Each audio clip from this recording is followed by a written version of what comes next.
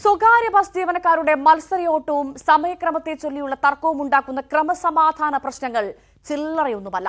കൊച്ചി ഇടപ്പള്ളിയിൽ സ്വകാര്യ ബസ് ജീവനക്കാർ തമ്മിലടിച്ചതാണ് ഒടുവിലത്തെ സംഭവം. മാരകായുധങ്ങളുമായാണ് ബസ് ജീവനക്കാർ നടുറോട്ടിൽ ഏറ്റുമുട്ടിയത്. 2 ബസ്സുകളിലെയും ജീവനക്കാരെ പോലീസ് കസ്റ്റഡിയിലെടുത്തിട്ടുമുണ്ട്.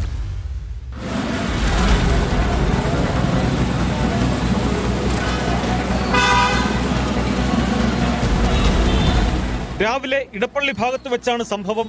സമയക്രമത്തെ ചൊല്ലിയുള്ള തർക്കമാണ് കയ്യാങ്കളിയിലെത്തിയത്. പറവൂരിൽ നിന്ന് എറണാകുളത്തേക്ക് സർവീസ് നടത്തുന്ന പുളിക്കൽ, കിസ്മത്ത് എന്നീ ബസ്സുകളിലെ ജീവനക്കാരാണ് തമ്മിലടിച്ചത്. കമ്പിവടിയും വാക്കത്തിയും ഉപയോഗിച്ച് ആക്രമണം നടത്തിയ ഇവർ നഗരത്തിൽ ഭീകരാന്തരീക്ഷം സൃഷ്ടിച്ചു. സംഘർഷത്തിനിടെ പറവൂരിൽ നിന്ന് വന്ന ബസ് അടിച്ചു തകർത്തതിന്റെയും ദൃശ്യങ്ങൾ പുറത്തു വന്നിട്ടുണ്ട്.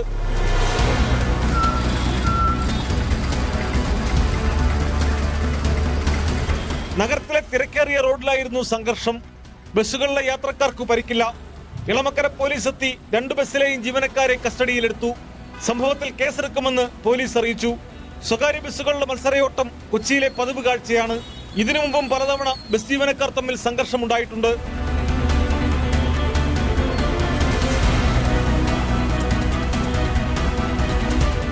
ന്യൂസ് 18 കൊച്ചി.